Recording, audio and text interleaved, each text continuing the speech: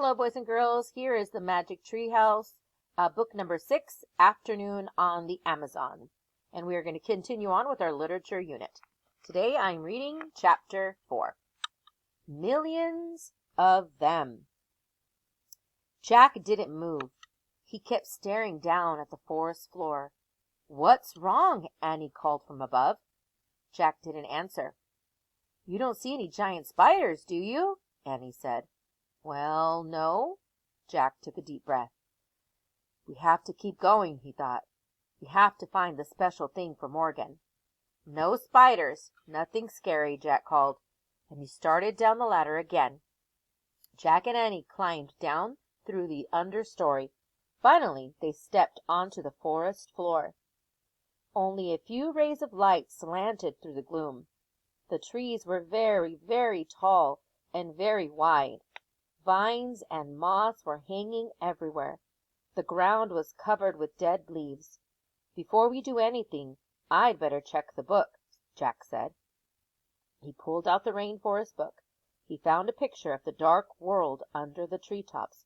He read, "In the rainforest, many living creatures blend in with their surroundings. This is called camouflage." "Oh, man," said Jack.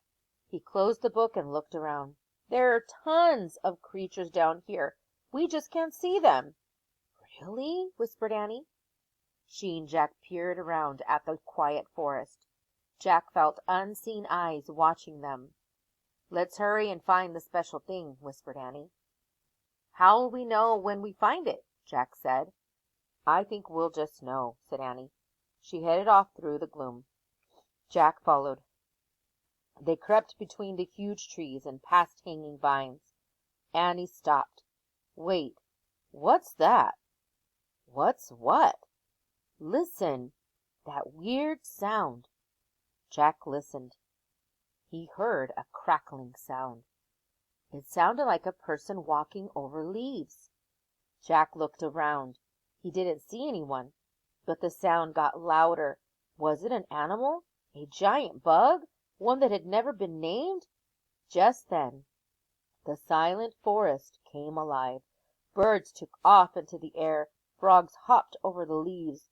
Lizards ran up the tree trunks. The weird noise grew louder and louder.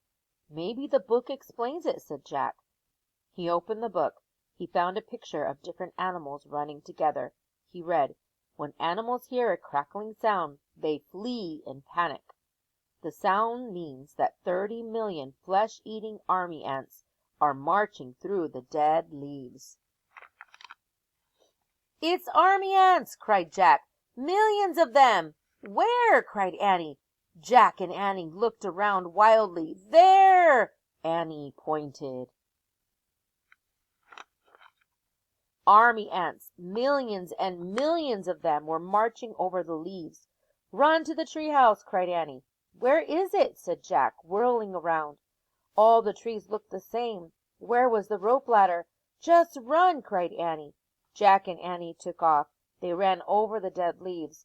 They ran between wide tree trunks. They ran past the hanging vines and mosses. They climbed over thick roots. Jack saw a clearing ahead. It was filled with sunlight. "That way!" he cried.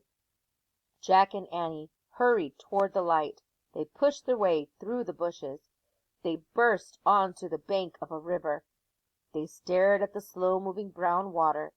"Do you think the ants will come this way?" Annie said, panting. "I don't know," said Jack. "But if we wade a few feet into the river, we're safe. The ants won't go into the water. Come on." "Look!" said Annie. She pointed to a big log rocking at the edge of the river. The inside of the log was dug out. "It looks like a canoe," said Jack. He listened to the crackling sound in the distance. "Let's get in it, quick!"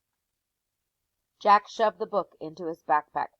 Then he and Annie carefully climbed into the dug-out log. Annie leaned out of it. She pushed away from the bank with her hands. "Wait!" said Jack. "We don't have paddles." "Oops!" said Annie.